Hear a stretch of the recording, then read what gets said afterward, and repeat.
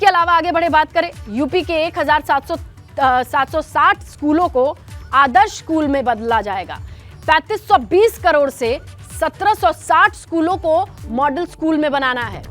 UP में आधुनिक शिक्षा के साथ स्मार्ट शिक्षा पर जोर। हर ब्लॉक में 1 से 12 तक के स्कूलों का चयन होगा। शिक्षा की गुणवत्ता को ध्यान में रखते हुए बड़ा फैसला लिया गया है। 1760 स्कूलों को आदर्श स्कूल बनाया जाएगा।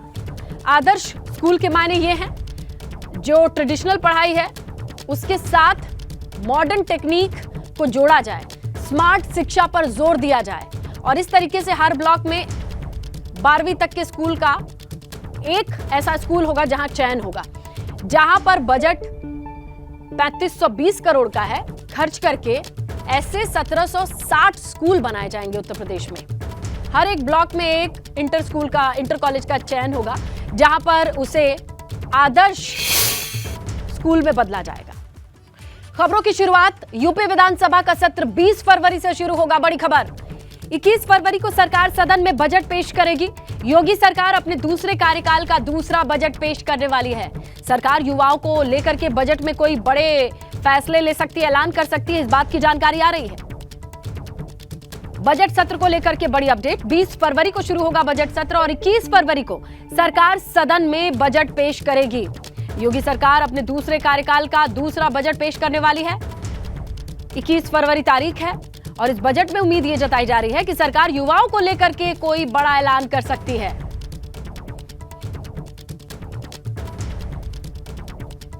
बजट को लेकर के ये बड़ी खबर आ रही है, 21 फरवरी को बजट पेश होगा। तो यूपी में बजट का काउंटडाउन शुरू है। 21 फरवरी को यूपी का बजट पेश होगा। वित्त मंत्री सुरेश खन्ना पेश करेंगे यह बजट। योगी सरकार अपने दूसरे कार्यकाल का दूसरा बजट पेश करने वाली है। माना यह जा रहा है कि इस बजट में किसानों, युवाओं के लिए कोई बड़ा ऐलान हो सकता है, उनके बारे में सोचा गया है और कोई बड़ा फैसला भी लिया गया है, उसका ऐलान हो सकता है। यूपी विधानसभा का सत्र 20 फरवरी से शुरू होगा। 21 को बजट पेश किया जाना है। ऐसे में अब ये उम्मीद जताई जा रही है, किसानों का, युवाओं का ध्यान रखा गया है इस बजट में और उनसे जुड़े फैसले और ऐलान की उम्मीद जताई जा रही है। 20 फरवरी से शुरू होगा बजट सत्र। 21 फरवरी को बजट पेश होना है। 21 फरवरी को सदन के पटल पर बजट रखा जाएगा। उम्मीद ये जताई जा रही है, किसानों पे फोकस होगा, युवाओं पे फोकस होगा। तो उत्तर प्रदेश जो पूरे देश का सबसे बड़ा सूबा है, उसका बजट कैसा होगा, इसकी जानकारी लिए हमारे सहयोगी अनुभव जुड़ रहे हैं। सीधा उनका रुख करेंगे। अनुभव, जरा बताएं, समझाएं कि इस वक्त जब बजट पर चर्चा चल रही है, किस तरीके की बातें चल रही हैं, इस बजट का आकार, प्रकार, रूपरेखा कैसी हो सकती है?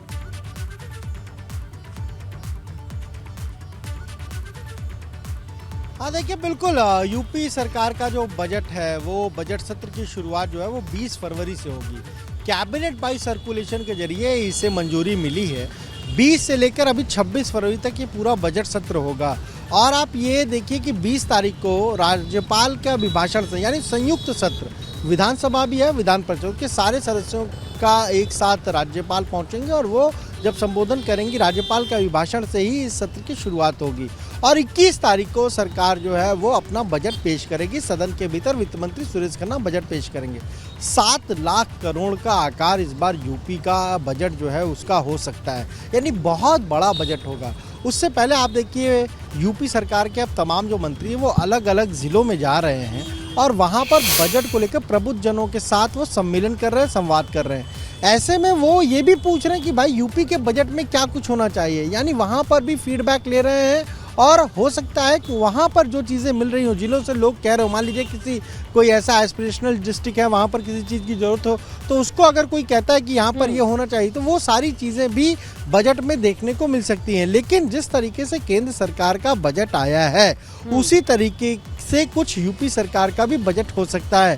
खासतौर से जो युवा हैं उन पर सरकार का फोकस है। मिशन रोजगार हमने देखा, योगी 1 में भी देखा, योगी 2 में भी देखा। लगातार कोशिश यही है कि कैसे जो युवा है उनको रोजगार उपलब्ध कराया जाए। तो इस पर एक खास हम कहें फोकस हो सकता है। केंद्र सरकार में आपने देखा कैसे जो स्किल्ड अब एक ही डंडे से पूरे इतने बड़े प्रदेश को तो नहीं हाँका जा सकता। बजट में पैसों का आवंटन कहाँ किस हिसाब से होना चाहिए, योजनाएं किन पर कितना फोकस होना चाहिए, इसी के लिए ये मंत्रियों का जो ब्यौरा होगा वो एक पास एक टेबल पे रखा जाएगा, फिर ये आकार प्रकार उस हिसाब से निर्धारित होगा। हाँ बिल्कुल, मुख्यमंत्री ने अभी कुछ दिन पहले अपने आवास पर एक बैठक की थी, उसमें तमाम जो मंत्री हैं वो थे, विभागों के अफसर थे और बजट को लेकर ही चर्चा हुई थी कि किस तरीके का बजट हो, कहां पर किस योजना के लिए पैसा देने की जरूरत है, क्या नई योजनाएं लाने की जरूरत है। देखिए क्योंकि ये भी महत्वपूर्ण बजट होगा। 2024 में तो फिर लोकसभा के चुनाव होंगे, उससे पहले अगर हम देखें तो यूपी सरकार का ये बजट इसी तरीके का होगा कि हर वर्ग के लिए कुछ न कुछ खास हो इस बजट में, युवा हो, महिलाएं हो, किसान हो, क्योंकि ये सरकार की प्राथमिकता में शुरू से है। उत्तर प्रदेश में 4 हिस्सों में बटा है, हर क्षेत्र की अपनी अपनी जरूरत है, उस जरूरत के हिसाब से कितना पैसा कहाँ खर्च हो जाए ये बांटना चैलेंजिंग काम है।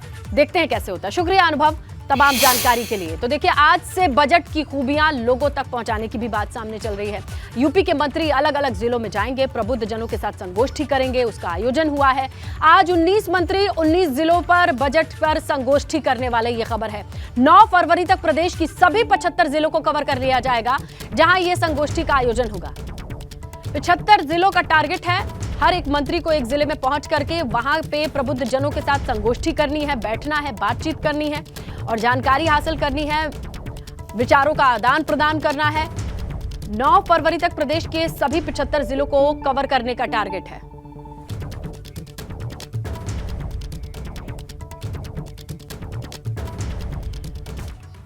तो देखिए 19 मंत्रियों का बजट चौपाल वाला ये पूरा मामला क्या है, इसके पॉइंट्स ये हैं कि यूपी के मंत्री आम बजट की खूबियों को गिनवाएंगे। 19 जिलों में 19 मंत्री बजट पर संगोष्ठी करने वाले हैं। मंत्री की अलग अलग जिलों में प्रबुद्ध जनों के साथ ये संगोष्ठी होनी है। यूपी के मंत्री लोगों को बजट की खूबियों को समझाएंगे, बताएंगे और इसके बताने के साथ एक प्रेस कॉन्फ्रेंस भी करेंगे।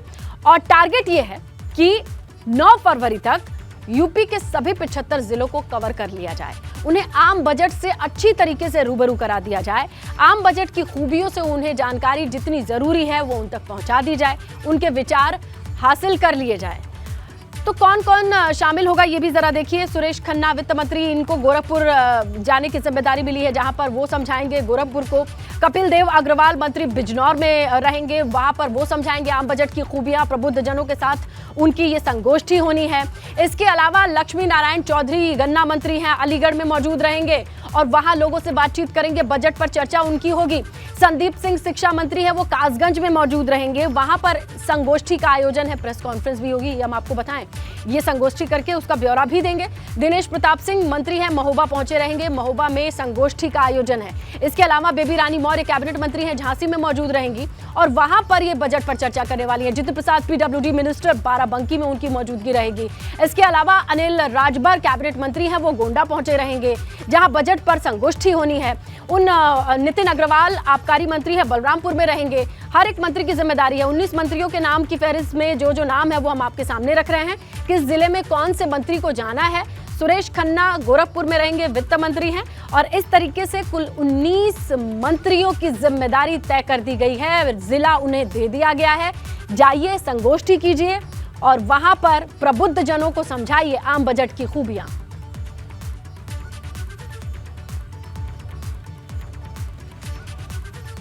आइए आगे बढ़ते हैं, बात करते हैं आज से सीएम योगी के त्रिपुरा दौरे की। 2 दिन के दौरे पर रहेंगे सीएम योगी।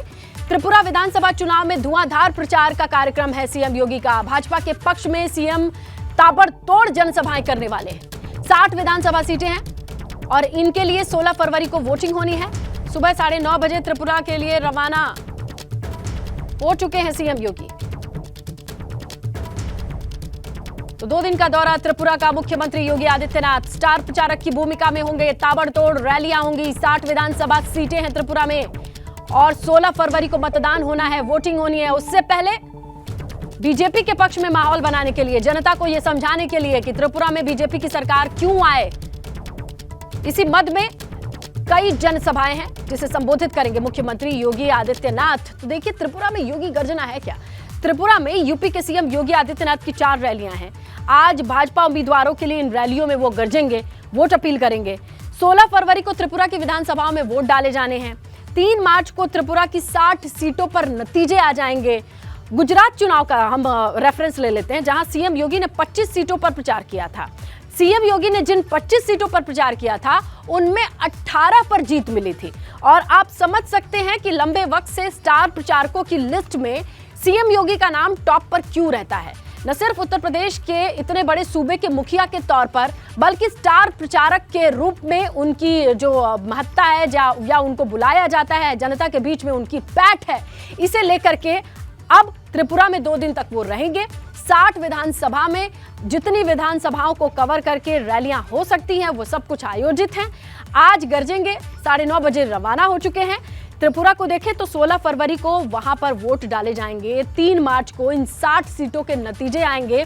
गुजरात चुनाव, जो हालिया चुनाव बीता है, उसमें 25 सीटों पर सीएम योगी ने स्टार प्रचारक की भूमिका निभाई थी। जिन 25 सीटों पर उन्होंने प्रचार किया था, वहां 18 पर जीत मिली है। और इस तरीके से लंबे वक्त से हमने देखा है कि जहां कहीं भी प्रचार होता है, बीजेपी के पोस्टर बॉय के तौर पर, इतने बड़े सूबे के मुखिया के तौर पर, स्टार प्रचारक के तौर पर मुख्यमंत्री योगी आदित्यनाथ जाते हैं, रैलियां करते हैं। इसी क्रम में त्रिपुरा की भी बारी है और जिस तरीके से 2 दिन का दौरा है, कोशिश यही रहेगी कि ज्यादा से ज्यादा जनसभाएं हों, ज्यादा से ज्यादा विधानसभाओं को कवर करें, ताकि वहां के प्रतिनिधियों के हक में जनता से वोट अपील कर सके। 9:30 बजे रवाना हो चुके हैं, ये जानकारी है। 60 सीटें हैं त्रिपुरा में। 16 फरवरी को मतदान होना है, 3 तारीख को नतीजे आने हैं। उससे पहले स्टार प्रचारकों ने पूरी ताकत लगाई है। आज का दिन खास है क्योंकि मुख्यमंत्री योगी आदित्यनाथ मैदान में उतरेंगे।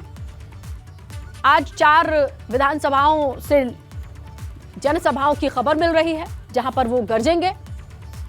उत्तर प्रदेश मॉडल की चर्चा होती है पूरे देश में, तो ग्राउंड पर पहुंचकर उस मॉडल को बताएंगे, समझाएंगे और यूपी में जो विकास हुआ है उसे गिनवाएंगे। आइए आगे बढ़ते हैं, बात करते हैं। नोएडा पुलिस ने सट्टे के बड़े नेटवर्क का खुलासा किया है। इसका सरगना दुबई से इसे ऑपरेट कर रहा था। नोएडा में लंबे समय से ऑनलाइन सट्टेबाजी चल रही थी। 22 बैंक के खातों में 300 करोड़ से ज्यादा का ट्रांजैक्शन मिला है।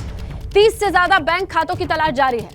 पकड़े गए 16 लोगों को दुबई से ऑपरेट किया जा रहा था। सरगना खुद दुबई में मौजूद है। बीते दिनों छत्तीसगढ़ राज्य पुलिस की सूरजपुर थाना क्षेत्र ग्रेटर नोएडा से 9 लोगों को गिरफ्तार करने की खबर आई थी। महादेव बुक ऐप के माध्यम से ऑनलाइन सट्टा लगाने का काम करते थे। ज्यादा जानकारी के लिए रुक करेंगे हमारे सहयोगी अंकित कौशिक का। अंकित, बताएं कब से ये नेटवर्क काम कर रहा था, कौन कौन इस दायरे में आया है, क्या है पर्दे के पीछे की जानकारी? देखिए, आपको सबसे पहले बता दूं, नोएडा पुलिस ने एक बेहद ही हाई प्रोफाइल सट्टे गैंग का खुलासा किया है, जो कि जिसमें 16 लोगों को गिरफ्तार किया है। यह और पुलिस का दावा यह है कि इस गैंग जो सट्टा ऑनलाइन चलाते थे, इसमें लगभग 386 करोड़ के आसपास का ट्रांजैक्शन बैंक अकाउंट में अलग अलग पाया गया, जिसको अभी तक 1 महीने की ट्रांजैक्शन शो करता है। वहीं पुलिस का दावा यह भी है कि 30 से ज्यादा बैंक खातों की तलाश अभी की जा रही है। देखिए, आपको बता दूं कि नोएडा में क्योंकि काफी हाई प्रोफाइल शहर है, यहाँ पर सट्टेबाजी गेम अब से नहीं, काफी लंबे जो 16 लोग गिरफ्तार हुए हैं, उनका क्या बैकग्राउंड है, उनके बारे में क्या पता चल रहा है?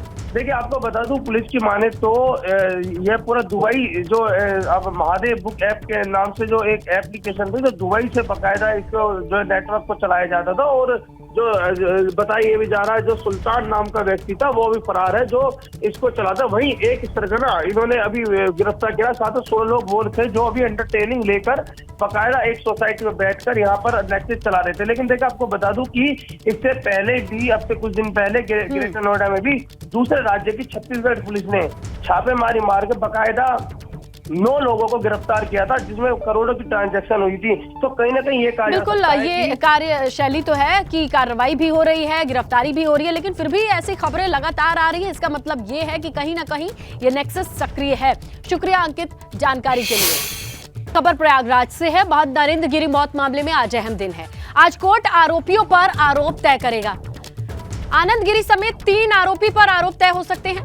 तीनों पर नरेंद्र गिरी को आत्महत्या के लिए उकसाने का आरोप है। कह सकते हैं कि महंत नरेंद्र गिरी के मौत मामले में आज क्या क्या होने वाला है, इंसाफ मिलेगा क्या?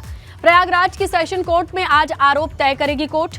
आनंद गिरी, संदीप तिवारी, आद्या पर आरोप तय होंगे। तीनों आरोपियों पर खुदकुशी के लिए उकसाने का आरोप है। 20 सितंबर 2021 को संदिग्ध हालत में नरेंद्र गिरी का शव मिला था।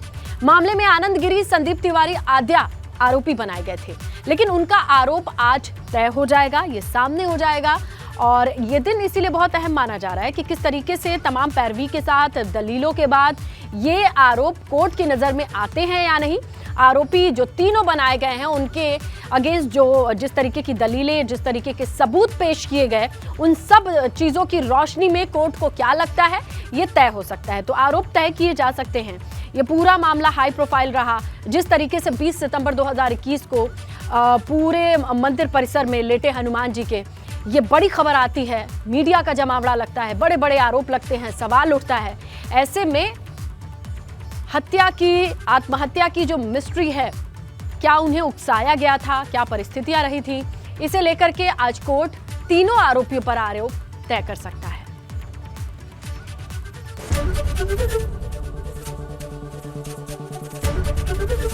एबीपी गंगा, खबर आपकी, जुबान आपकी।